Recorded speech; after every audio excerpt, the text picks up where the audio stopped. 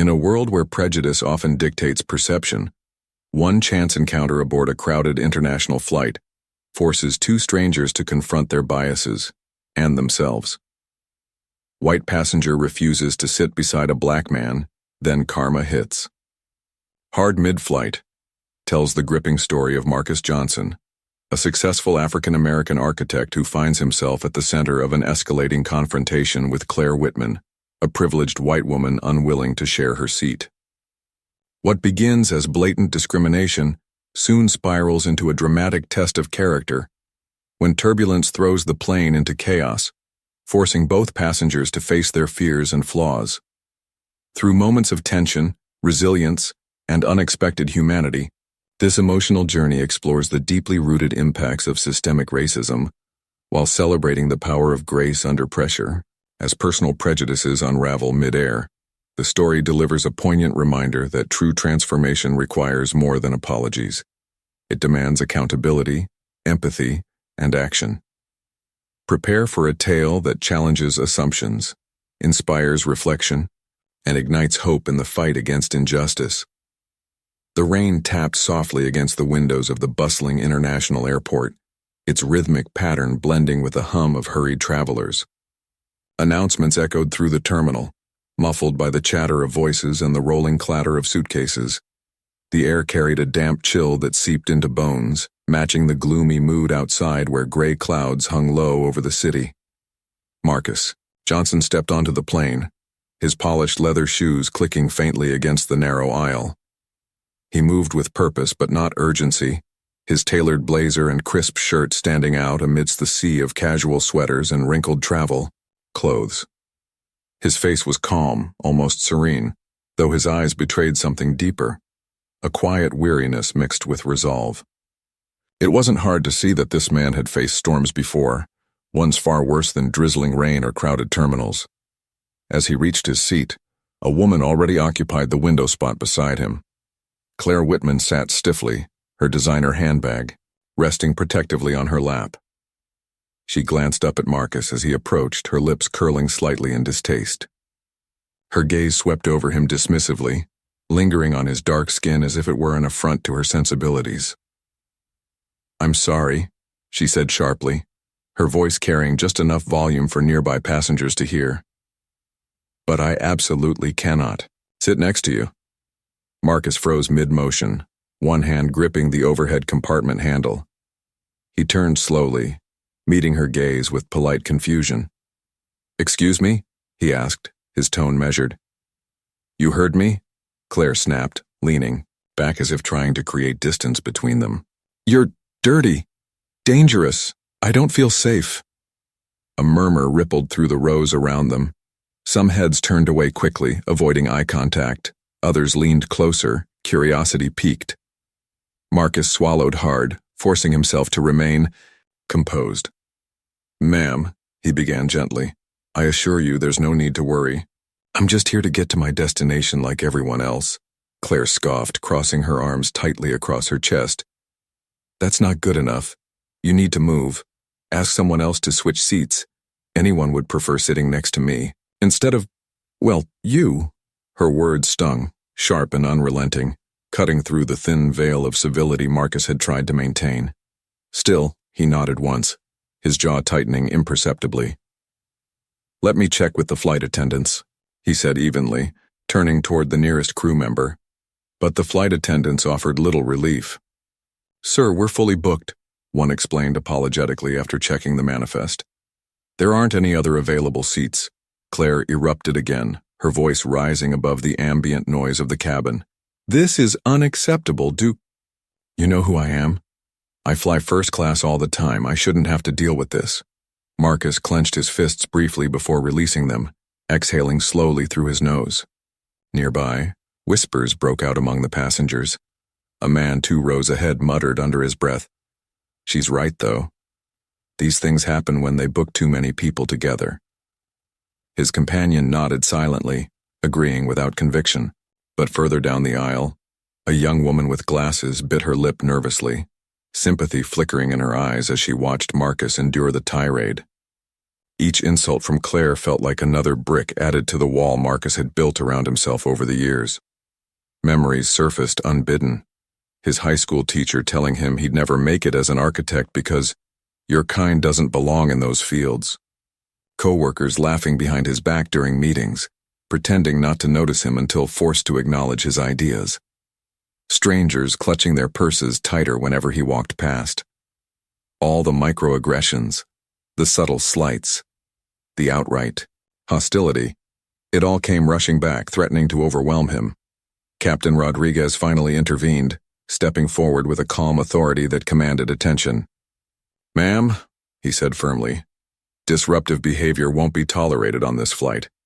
If you continue like this, we'll have no choice but to address it formally." Claire huffed indignantly but fell silent, glaring daggers at Marcus.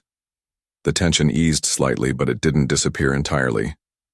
Instead, it lingered like static electricity, crackling beneath the surface.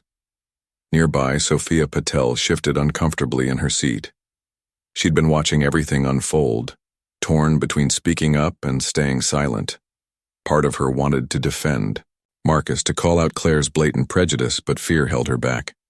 What if she made things worse? What if people turned on her too? Her internal struggle mirrored the hesitation so many felt when witnessing acts of injustice, the desire to act versus the instinct to self-preserve. Throughout it all, Marcus stood firm, enduring each insult with silent strength. His expression remained neutral, betraying none of the turmoil brewing inside. But his eyes told a different story. Pain, frustration, determination, all swirling together like storm clouds gathering on the horizon. As the last murmurs died down and the plane prepared for takeoff, Marcus settled into his seat, staring straight ahead. He knew this wouldn't be the last challenge he'd face today, but he also knew one thing for certain. He wouldn't let anyone strip him of his dignity. Not now, not ever. Claire's voice rose above the hum of the cabin, sharp and unrelenting. "I deserve better than this," she declared, glaring at Marcus as though he were some kind of inconvenience that needed immediate removal. Her words cut through the air like a knife, drawing stares from nearby passengers. She refused to sit, standing rigidly in the aisle with her arms crossed, her designer blouse and perfectly coiffed hair making her seem untouchable. "This is ridiculous," Claire continued, her tone dripping with disdain. "He's making me uncomfortable. Look at him, he doesn't belong here." Each accusation landed like a punch, heavy and cruel. The flight attendants exchanged uneasy glances but said nothing, their hesitation only fueling Claire's indignation. Around them, reactions varied. A middle-aged man seated across the aisle nodded subtly, his lips pressed into a thin line. He muttered under his breath to the woman beside him, "She's got a point. It's just easier if they move him." His companion hesitated before nodding, weakly, avoiding eye contact with Marcus altogether. Others shifted uncomfortably in their seats, averting their gazes or pretending to focus on their phones. But not everyone looked away. A young mother cradling her sleeping child glanced sympathetically at Marcus, her brow furrowed with concern. An elderly man shook his head almost imperceptibly, his weathered face etched with disapproval. The divide among the passengers was palpable, a silent reflection of the biases and fears that lingered beneath the surface. For Marcus, each word felt like another weight pressing down on his shoulders. Inside, anger bubbled dangerously close to the surface, threatening to spill over. He clenched his jaw tightly, focusing on keeping his breathing steady. How many times had he endured moments like this? Too many to count. Yet here he was again, reduced to a stereotype in someone else's eyes. Someone who didn't know him, hadn't bothered to ask about his life, his achievements, his humanity.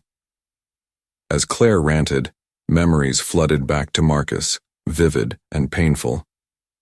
He remembered sitting at the kitchen table as a boy, his father leaning forward with earnest intensity. "Son," his father had said, his deep voice filled with wisdom earned through years of hardship. "They'll try to steal your peace. Don't let them.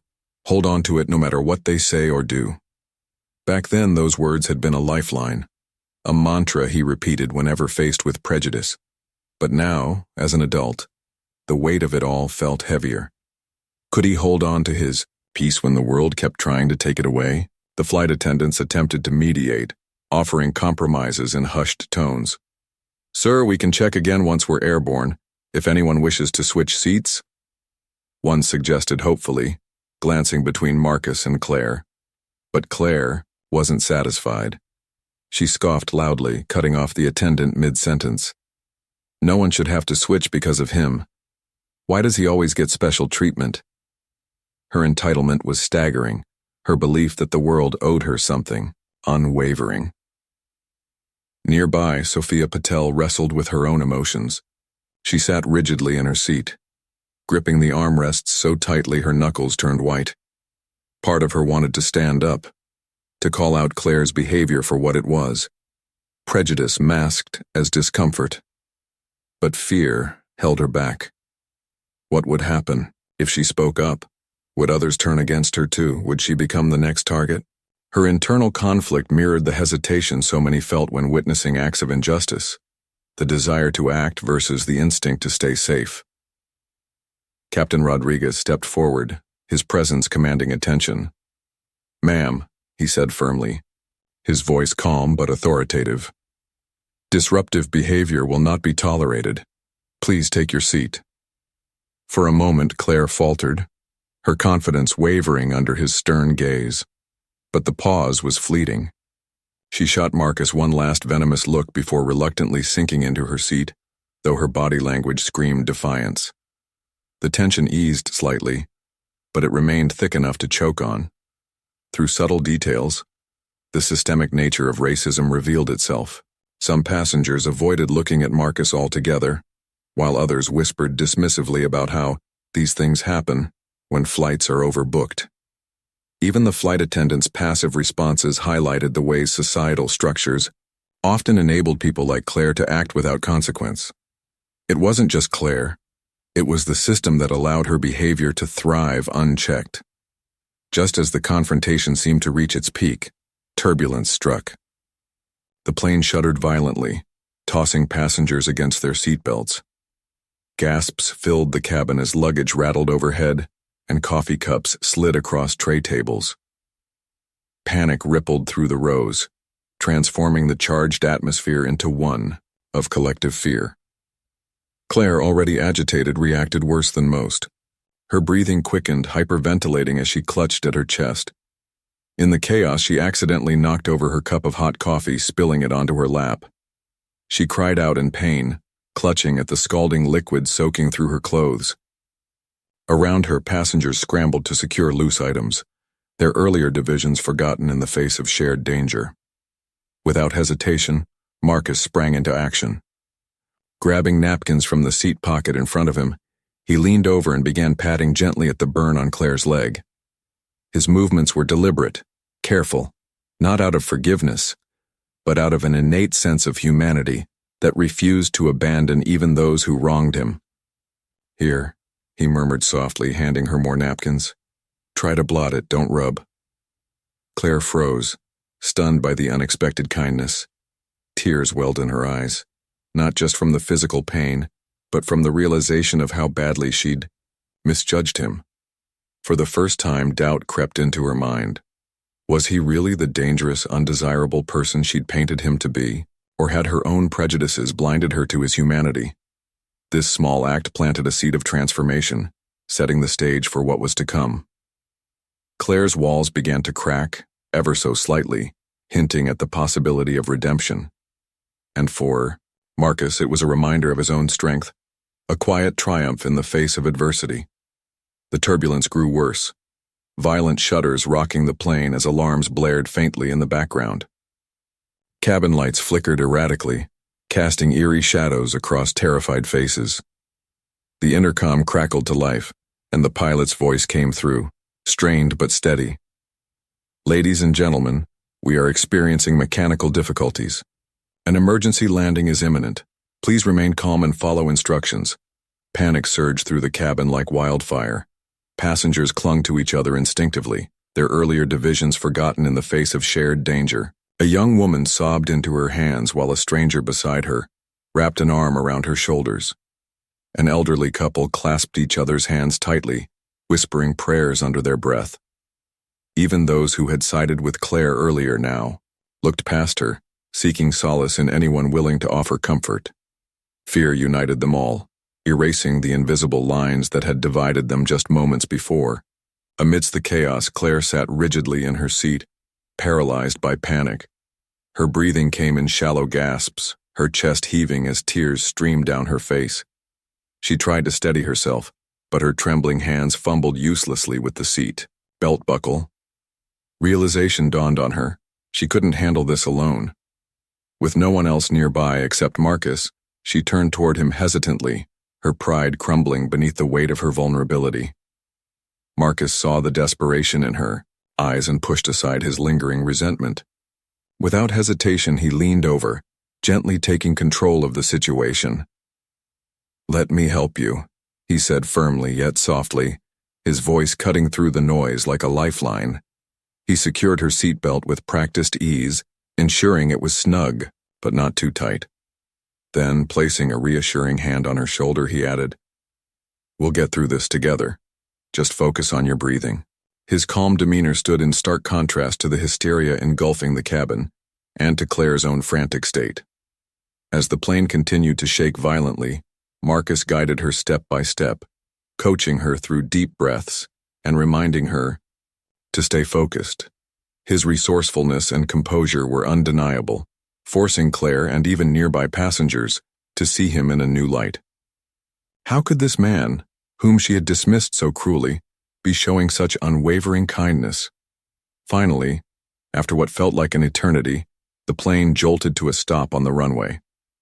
Silence fell over the cabin as the engines powered down, broken only by the collective exhale of relief from the passengers. Cheers erupted spontaneously, applause filling the air as people celebrated their safe landing. Amidst the celebration, several passengers turned to Marcus, nodding gratefully or offering murmured thanks.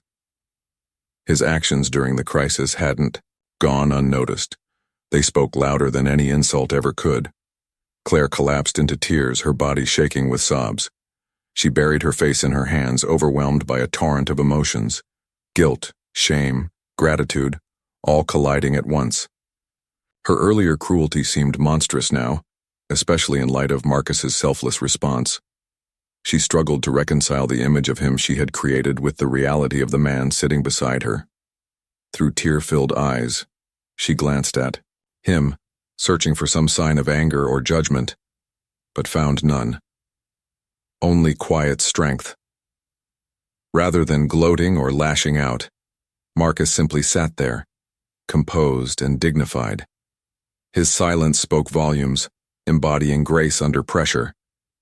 It was a powerful rebuttal to Claire's earlier dismissiveness, forcing everyone, including the audience, to confront their biases.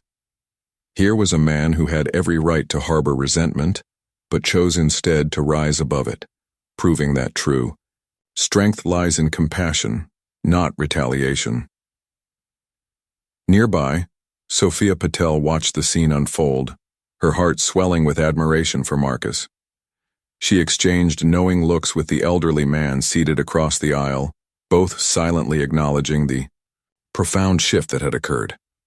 Around them, other passengers reflected on how quickly prejudice could crumble when faced with humanity. The barriers they had erected between themselves began to feel flimsy, almost absurd in hindsight. As the plane taxied to the gate and passengers prepared to disembark, Claire lingered nervously near the aisle. She watched Marcus gather his belongings, her movements hesitant and uncertain. Should she approach him? Could she bring herself to apologize? Or would she retreat into silence, pretending nothing had happened? Taking a tentative step forward, Claire paused, visibly wrestling with herself. Her lips parted as if to speak, then closed again.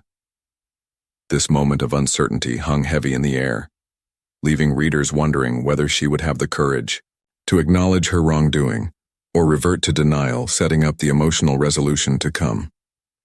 Claire approached Marcus hesitantly as the last of the passengers filtered out of the plane. Her steps were slow, deliberate, as if she feared being turned away.